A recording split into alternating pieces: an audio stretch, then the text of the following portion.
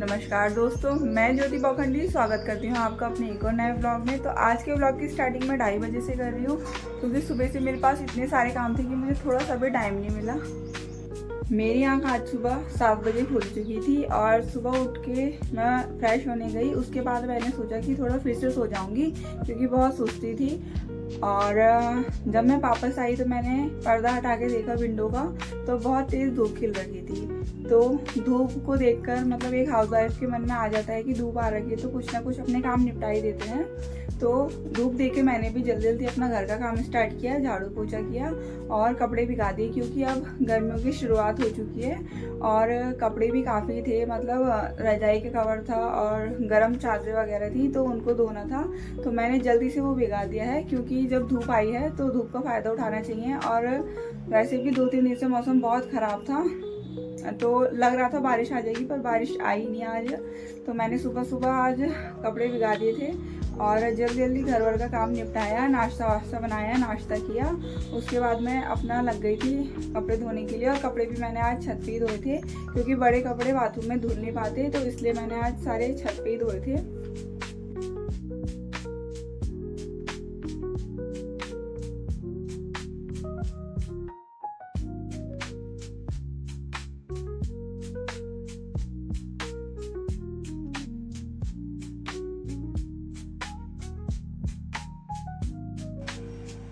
कपड़े बहुत ज़्यादा थे और मतलब जो जाड़ों के और जो बचे कपड़े थे थोड़े तो मैंने रख दिए थे और बाकी जो थोड़े बचे थे वो मैंने आज धो के अच्छे से सुखा दिए हैं और रजाई वजाई भी सुखा दी है, उनको आज पैक कर देंगे। और हस्बैंड जी भी सुबह घर में ही थे, मतलब 10 बजे तक घर में ही होते हैं। तो मैंने उनके जाने से पहले वो सारे कपड़े धो दिए थे, थोड़ा उन्होंने भी हेल्प करा दी थी क्योंकि जाड़ों के कपड़े धोने के बाद बहुत भारी हो जाते हैं तो वो उठाए नहीं जाते, मतलब बहुत भारी हो जाते हैं। तो थोड़ी उनकी हेल्प लेके आज कपड़े धोए और फिर हो गया था उनके जाने का टाइम। फिर वो अपना ड्यूटी गए और ड्यूटी जाने के बाद कौन सा हाउसवाइफ फ्री हो जाती हैं। उसके बाद भी फिर किचन का रह गया था, मतलब नाश्ता हमने कर लिया था पहले ही, उसके बाद हमारे थोड़े बर्तन और किचन साफ़ करना रह गया था। तो फिर मैं उसमें लग गई थी, किचन विचन साफ़ की और बर्तन वर्तन धोए। तभी थोड़ा साफ़ करते करते किचन मेरे को आलू दिखे जो हमारे किचन गार्डन के थे। तो बहुत टाइम से जब हम देहरादून शिफ्ट हुए थे मैंने बहुत टाइम से आलू की खिचड़ी नहीं खाई और क्योंकि यहाँ पे सिलबट्टा है नहीं और बहुत ढूंढा हमने, नहीं मिला। तो आज मैं इनको बोलूँगी कि पक्का लेने के लिए चलो क्योंकि रोज़ आज करते करते हमारा सिलबट्टा नहीं आ पा रहा है क्योंकि उसकी बहुत ज़रूरत है। मिक्सी तो है पर मिक्सी में आलू वगैरह नहीं खींच पाते, मतलब तो आज सिलबट्टा के लिए भी बोलूँगी। मार्केट तो हम डेली ही जाते हैं एक चक्कर घूमने के लिए, पर हमें तो मतलब रोज़ देखते भी हैं सिलबट्टे की दुकान, पर हमें कहीं दिखी नहीं क्योंकि मेन मार्केट में तो मुझे नहीं लगता कि होगी।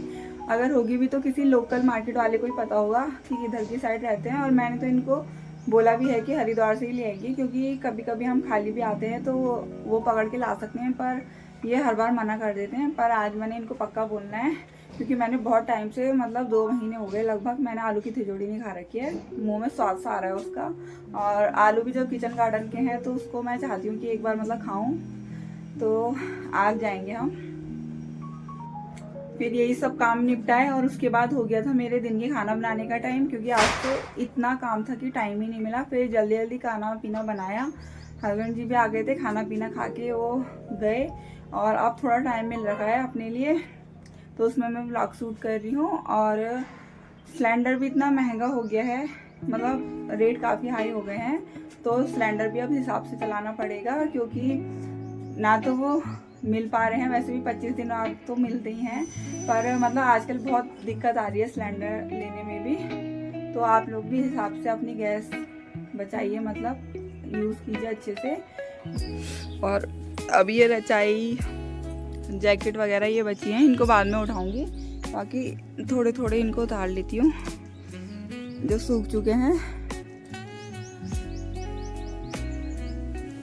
ये भी रह गई और रजाई तो मैं ऊपर से ले आई थी। आज सुबह से पड़ोस में से बहुत आवाज़ें आ रही हैं मशीन की, लगता है कुछ काम करा रहे हैं वो लोग और शायद अपनी छत पे टीन वीन डला रहे हैं।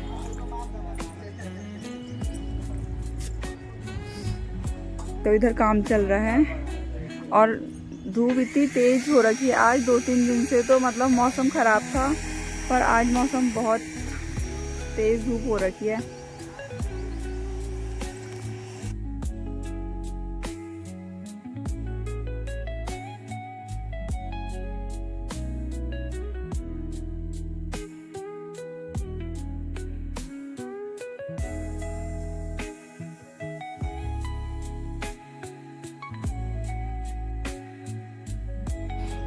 ज़्यादातर देहरादून में मैंने देखा है कि सबकी छतों पे ऐसी टीन जैसी चादर डल रखी है।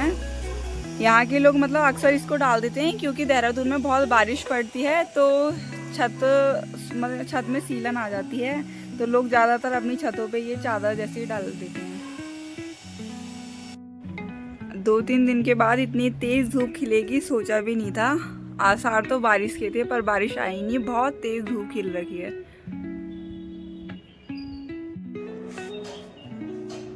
आज जब दिन का खाना खा के लेटी तो इतनी थकान हो रही थी कि पता ही नहीं चला कब आंख लगी और कब अब खुल रही है 5:30 बजे। और ये भी नहीं आए, नहीं तो इन्होंने 5 बजे आ जाना था, तो आज ये भी लेट हो गए, 5:30 हो गया। अभी कॉल करके पूछा तो बोल रहे थे कि बस अभी आने वाला हूँ थोड़ी देर में।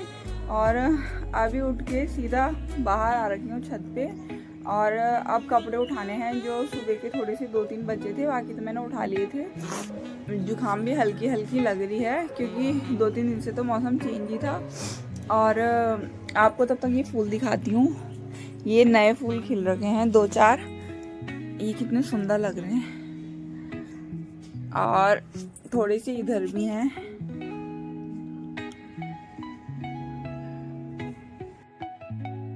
इनके आने के बाद मैंने सबसे पहले बनाई चाय और हम दोनों लग गए थोड़ा रात की तैयारी करने में। और ये भी सब्जी छिल रहे थे और मैं भी इधर पुदीना साफ़ कर रही थी। फिर उसके बाद हम दोनों चल दिए मार्केट। हमारा मेन मार्केट जाने का मकसद था कि सिलबट्टा लाना, और सामने के मंदिर में हो रही थी पूजा। और आगे गए तो आगे भी एक मंदिर बहुत सुंदर चमक रहा था और वहाँ पे सबसे ज़्यादा आकर्षित करने वाला था वहाँ का घंटा, जो इतना बड़ा था, बहुत दूर से बहुत ही सुंदर लग रहा था। ये वीडियो में थोड़ा छोटा दिख रहा है और ये पास जाके बहुत ही बड़ा था, बहुत अच्छा लग रहा था ये दूर से। और फिर हम चल दिए अपने रास्ते में आगे की ओर और हम हर गली छानते हुए जा रहे थे कि हमें कहीं सिलबट्टे की दुकान दिख जाए, क्योंकि हमें इतने दिन हो गए हमें कहीं नहीं मिली। हमें लगता था कि हम शायद ध्यान नहीं देते तो इसलिए हमें मिल नहीं पाती। तो कल हम हर एक गली छानते छानते जा रहे थे, पर कल भी हमें कहीं नहीं दिखी सिलबट्टे की दुकान। और धीरे धीरे हम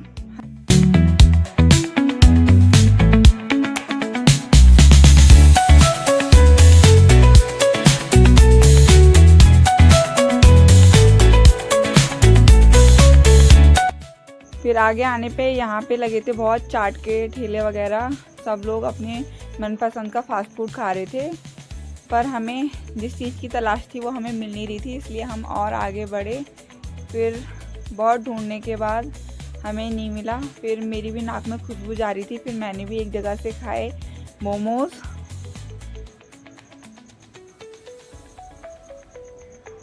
मोमोज़ खाने के बाद निराश होकर हम घर आ गए, सिर्फ एक धनिया लेके। और क्योंकि हमारे पास धनिया नहीं था, सिलबट्टा हमें मिला नहीं।